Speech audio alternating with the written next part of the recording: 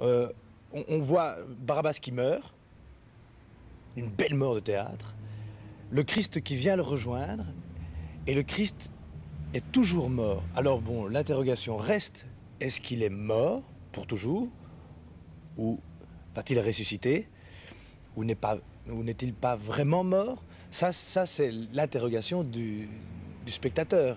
Ça, c'est chacun en âme et conscience se dit, bon, moi j'y crois ou j'y crois pas. Ça, ça fait 2000 ans que ça dure, on va pas revenir là-dessus. Mais cette ambiguïté que Gelderod nous a donnée, ça nous a donné beaucoup de fil à retordre et des cheveux blancs en metteur en scène pour savoir comment, pourquoi, quelles sont les raisons pour lesquelles Barabbas va se fourguer dans cette histoire. Il pourrait partir, il est libre.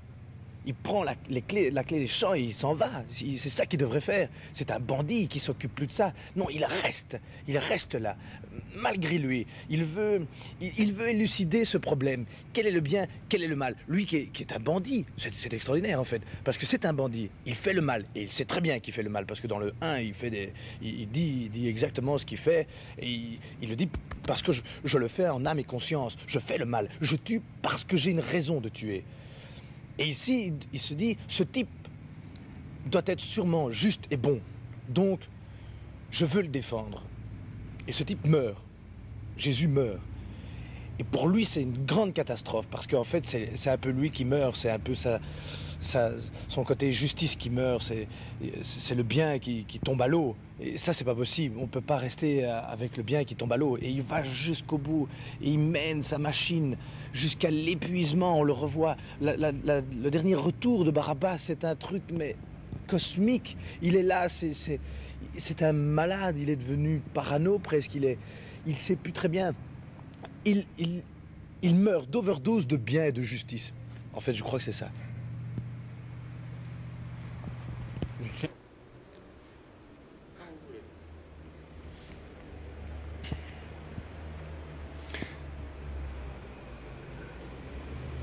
Parce que... Alors, quelle est l'attitude de Barabbas avec ces deux larrons? Ah, l'attitude de Barabbas vis-à-vis des deux larrons. C'est encore une histoire étrange, en fait. Il est perfide, hein, Gelderod, il est très perfide. Tout l'acte 1, c'est entre ces trois personnages. Et comment peut-on définir? Bon, Barabbas, c'est le mauvais. Je veux dire, il représente la méchanceté.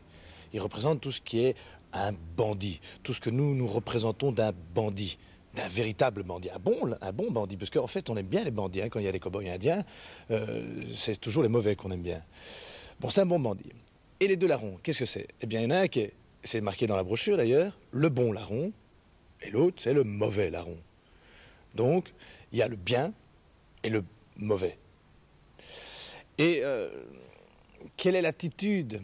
L'attitude, c'est Barabbas essaye de faire comprendre aux deux larrons que toute la justesse de la méchanceté que lui a en lui-même, je crois. Bon, ça ne regarde que moi, je vous dis, c'est personnel, hein, mais je crois que c'est juste. Il est là pour définir, pour décrypter exactement ce que c'est qu'un bandit, et ce que c'est que le mal, et ce que c'est que le bien. Il dit, moi je tue parce que c'est une vocation. J'ai reçu une vocation, c'est de tuer. Je suis large, je suis vaste, je suis fort, je dois tuer. Et je tue par vocation. C'est pas gratuit. Il tue par vocation. Alors il explique par rapport aux deux autres. Le bon larron lui donne des informations. Il rebondit sur ces informations en disant, oui c'est vrai, toi tu as fait ça parce que tu es bon. Et parce que tu as la bonté en toi. Et le mauvais larron lui donne des informations où il rebondit aussi en disant « Toi, tu es mauvais ». Et il représente le bon... C'est toujours la même chose. C'est dans toutes les religions, il y a le bien et le mal. Et ces deux larrons, c'est le bien et le mal. Et lui, il est la balance. Comment? Le titre. C'est le titre. Il est là pour expliquer exactement cette balance et pour donner une justesse à cette balance. En disant, oui, il faut faire le mal parce que, de toute façon, il faut faire le mal. Hein, depuis qu'on a mangé la pomme, on a le mal en nous. Donc, il faut il faut pouvoir le faire convenablement. Mais on a aussi le bien. Il y a la possibilité de faire le bien. Alors, il est là. Il équilibre un peu, comme Atlas qui porte le monde. Lui, il porte toute la définition du bien et du mal. C'est très complexe. C'est très beau. Parce qu'il tient un discours très joli, je dirais même très joli pour un bandit. Il a des discours, à un moment il dévoile tout, il dit moi quand j'étais petit j'étais bon et puis je suis devenu un assassin parce que l'injustice gouverne la troupe immense des hommes. Je dis c'est des phrases qui clashent comme ça dans l'église et enfin à l'univers entier. L'injustice gouverne la troupe immense des hommes, c'est fabuleux. Il est là comme équilibre en fait.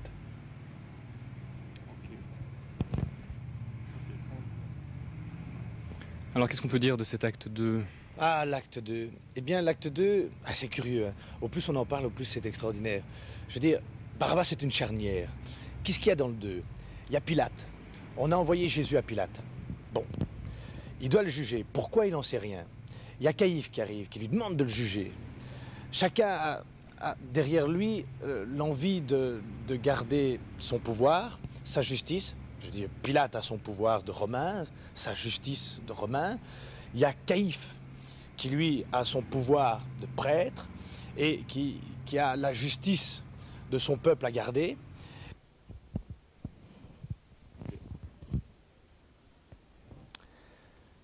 On pourrait en dire beaucoup de choses sur l'acte 2. C'est curieux parce qu'au plus on en parle, au plus c'est extraordinaire. Barabbas, c'est une charnière. C'est ce que je disais, c'est la balance entre le juste entre la justice, entre le bien et le mal. Il est là, il est le point d'orgue de ce que Gelderod voudrait comme équilibre. Bon, qu'est-ce qu'il y a dans l'acte 2 ? Il y a Pilate, qui lui doit donner son pouvoir de Romain, la justice romaine. Il y a Caïphe, qui lui doit sauvegarder sa justice vis-à-vis du peuple qui est là, le peuple d'Israël, qui est son peuple.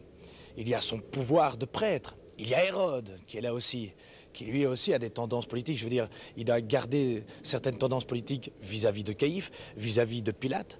Il y a toute une justice politique, tout comment je veux dire, une espèce de boîte de vitesse, un rouage politique extraordinaire qui tourne autour de Jésus.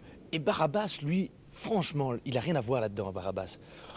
C'est Jésus qu'on condamne, c'est Jésus qu'on doit tuer, qu'on doit éliminer, qu'on doit effacer, et on lui donne en contrepartie un pauvre gars qui a tué un criminel notoire, d'accord, mais un criminel qui n'a aucun pouvoir, je veux dire, politique à ce moment-là, et c'est Barabbas. Et Barabbas, lui, on voit dans son regard, on voit dans son attitude, on voit par rapport à Pilate qui tourne autour de lui, à Hérode qui tourne autour de lui, à Caïphe qui tourne autour de lui, toute la machination politique, toute cette injustice, de la justice romaine, de la justice juive, de la justice des religieux.